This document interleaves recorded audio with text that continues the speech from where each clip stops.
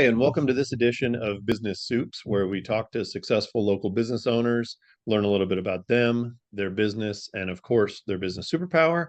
I am joined today by Courtney Hutson, and Courtney actually owns multiple businesses. So we'll just let her tell us a little bit about them. So welcome, Courtney. Thanks so much for being here. Hey, thanks so much, Eric. Yes, I absolutely love the business world, so I'm tickled to be here. Fantastic. So why don't you tell everybody a little bit about who you are, a little bit about your businesses. What's your origin story? Yeah, absolutely. So throughout the years, I've been kind of dubbed as the business and wealth strategist. I'm a serial entrepreneur, and so I do own three businesses. The longest one that I've had now is for about 8 years.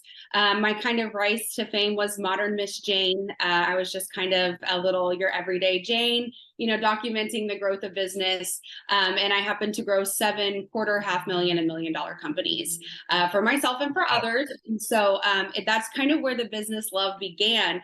So that company's been around longest, of course, now having built over 230 websites and really working with people on their brand and their business strategy from start to completion. And then really ongoing, because does business stop? And then No, it does not. Yeah, exactly. And I think you and I both know, as entrepreneurs, health is always, a foundation and a pivotal part of how we operate and what we do. And so for about 4 years now, I've owned an alternative medical company. And A so little bit of difference there. that's right. Huge difference there. And so we test, DNA, food allergies. We help people obtain their medical cards. We help dose the endocannabinoid system. So there's a lot of really, really neat stuff that company does, and it's been self-sustaining now for several years. And then my most recent baby is completing my financial brokerage. I run a team in the financial services space. So a fun little diverse portfolio, but I just love business. I can't stop. What is it that got you started down the path of owning your own businesses? Yes. So this is actually pretty funny. It was a bet gone wrong. I graduated from high school with my medical assisting and phlebotomy license. And so I just right out of high school, started the workforce world. And I went over to a friend's house one night because she was having a network marketing party.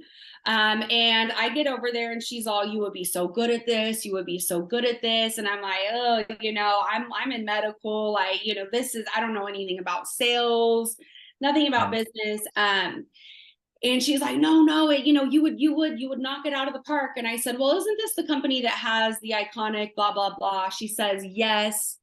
I said, "If that person shows up with one of these, I'll do it." And lo and behold, the person did. And so Wow. I kind of came into the entrepreneur space with kind of a stinky attitude. I, for 90 days, was like, I'm going to do every single thing this mentor tells me to do, and I'm going to prove it doesn't work. And 4 cars, $500,000 in production, a couple bricks at corporate, in under 12 months kind of led me to go, "Oh, what is this business ownership thing?" And so it was probably about 4 or 5 years ago, I took that turn into the corporate world and began really kind of building businesses, storefronts, different things like that for myself and corporate companies. Okay, very cool. Yeah, that's really interesting that it was just kind of a bet gone wrong and where it went, which I guess it was really a bet gone right. That's right. So, so what is it about owning your own business that appeals to you? For the longest time, I think it was the financial freedom aspect. Essentially, whenever I was a lot younger, thinking 21 years of age is when I really kind of got into the business space. And so, back then I'm like, I have the power to make $5,000-$10,000 a month just because I want enough. Right. And so that's really kind of where it clicked. Now, of course, 10 years now down the road, I have a beautiful family. And so for me, it's obviously the time freedom that having my own businesses has flowed to. So I think now I'm moving into the phase where it's what I'm able to do for the people around me. And so it's kind of neat to see this new phase of the impact blossom. And it's funny because pretty much every one of these that I've done, when I've asked about what is it that attracted you to owning your own business, some aspect of freedom has been tied in there, whether it's financial, whether it's time, whether it's the freedom to choose with whom you work. So it's really kind of a neat thing. But it's kind of sad because so many business owners enter the business world with that idea, and then they struggle ever to get past just breaking even. So what would you say was or is something that you've done to help these companies grow and evolve and actually become successful and actually become profitable? Sure. So for me, this is just personal thoughts, opinions, and beliefs I've obtained over the last several years. But for me, if there's not a duplicatable structure, something streamlined and self-sufficient that runs on its own, you don't have a business, you have a job. If you cannot walk away from your own business or company and still earn, again, you're reporting to a job and you might happen to be your boss. But to me, that is not a full flowing business. And so the very first thing I do is I evaluate and I go into these companies and I say, what's the quickest thing that we can streamline and duplicate and delegate? Let's get you out of this. And so to me, that's kind of been a very pivotal concept, and how people are truly able to kind of get their first glimpse at freedom. And once they can grasp that, I think then it's just a domino from there. Very nice. So you've got three businesses. One of them is, still in its infancy, I guess. But and just like kids, we're not supposed to have favorites. But of the three, which one would you say is your favorite? Oh my goodness. I believe that, what's the saying? You're supposed to have something you do that you love, something that you're passionate about, something that, earns you an income. I think they all slightly have a different reason for favoritism. So for example, my web baddies, my web creation, that's where it's like, oh, I want to sign out for the day and just create, I want to color, I want to envision. To me, that's such a fun, creative favorite outlet. And then for, medicine, I am a 7-time certified cannabis educator and one of 1,000 in the world that can train people to dose the endocannabinoid system. So want to talk about just like science geek out, you see a whole new passion, ignite from me. So that's my favorite, in the fact that I get to kind of help lead a forefront of education and something that's a little taboo. But honestly, right now, I think my newest baby, I think the financial services space and industry is allowing me to truly, truly step out. And anything that allows me to find an uncomfort zone, oh, I get so excited and I lean all in. So I think that one right now, because it allows for most growth. And I love what you just said there about growth, because I've heard it said that your business will grow to your level of incompetence. And very often as business owners, we get to a point that everything is going on around us and we're stuck in the middle of it all and we're just trying to get through the day and we don't take the time to grow ourselves. So how do you keep how do you keep the saw sharp? Oh man, so cliche, but you are the 5 people you surround yourself with. And to me, this could just not be more true. If you're the person in your circle group who's earning the most, find another tax bracket to surround yourself with. If you are the person with the highest education or the highest knowledge point, and the people that you sit around and have conversation with, put yourself in a different room. For me, if you're really looking to elevate, it starts in the mind. And you can't do that with people who allow complacency surrounding you. 1,000% agree. So you're talking about in the mind. Do you have any daily practices or rituals or anything like that that you follow to keep your mind strong and sharp and stretch it?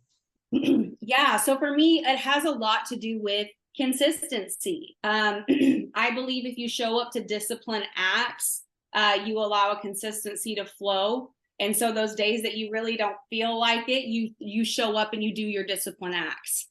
And so for me, I know it sounds silly, but I suffer with mental health. And so for me, those daily acts looks like making sure I'm getting enough water.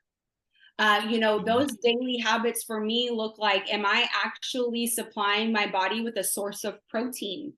I have 7 of the 8 major food allergens. So I need to make sure that my body is getting proper nutrients.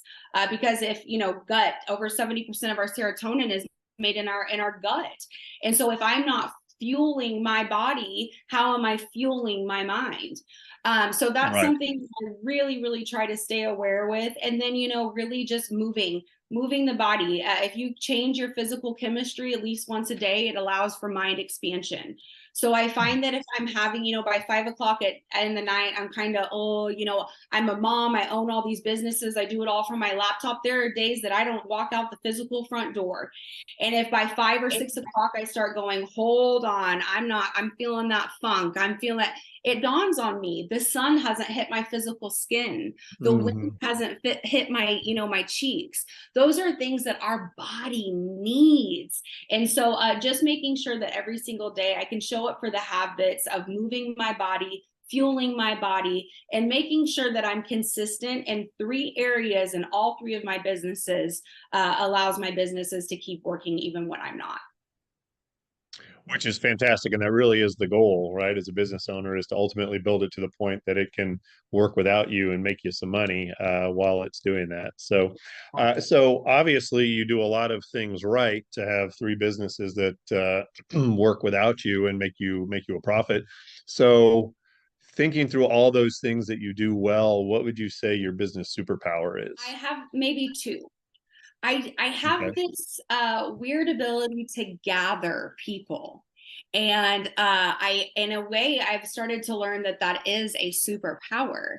But more importantly, when it comes to a business dynamic, I think it's my ability to reverse engineer a goal, a concept, or something. I think my ability to break down and build that up into tangible bite-sized goals is a superpower that is kind of few and far in between. I love that second. Well, I love both of them, obviously, because you're only as good as the people you surround yourself with. Kind of to the point that you made earlier.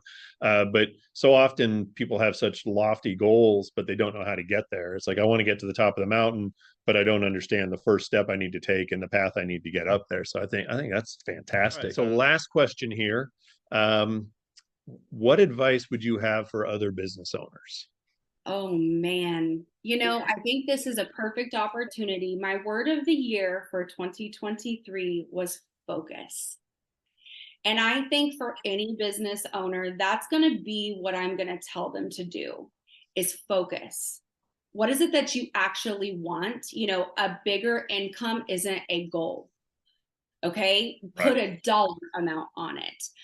Put a, if you have 5 or 6 booking appointment slots in a day, and your goal is to have more bookings, what is your increase per day? Right? I'm talking, when I say focus, I'm saying by the end of the year, I now have laser beams coming out of my eyes, right? I know exactly what it is. I know every single day where I wake up, where I focus, my attention, where energy goes, everything flows. And so I think that would be probably my biggest takeaway is you already, as a business owner, have every single thing that you need for success. So go ahead and show up with focus, consistency, and discipline. And there's no way you can't win. So that's fantastic advice, Courtney. Thanks so much for sharing that. And thanks for taking some time to chat with us today and share your business superpower. We appreciate you being here. My pleasure. My pleasure.